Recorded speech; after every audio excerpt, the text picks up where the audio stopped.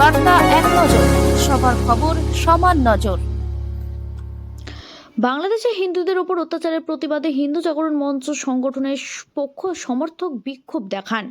গতকাল হিন্দুত্ববাদী সংগঠনে বাংলাদেশের ঘটনাকে কেন্দ্র করে দীপু সাহার হত্যা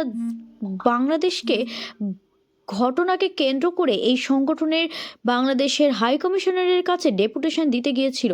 শেষে সময় পুলিশ অত্যাচারিত এমন লাঠিচার্জ শুরু করে। ১৯ জন সংগঠন পুলিশ এবং মহিলাদের গ্রেফতার করলে আজ আলিপুর কোর্টে ৭ জন মহিলাকে জামিন দেওয়া হয়। যে করেছে তার নাম কি আলিপুরের ACGM সাহেব মঞ্জুর করেন ৭ জন মহিলাকে এবং ১৯ জন পুরুষকে সিপি।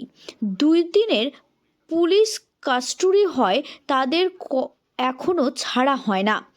তারাই প্রতিবাদে আলিপুর কোর্ট চত্বরে হিন্দু এ নিয়ে সংগঠন পুলিশের গাড়িকে ঘিরে আন্দোলন শুরু করে।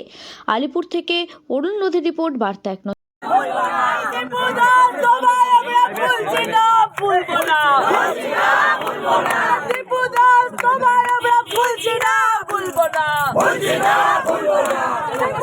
ঘুরে ঘুরে ঘুরে ঘুরে ঘুরে দিন না, ঘুরে দিতে পারেন না।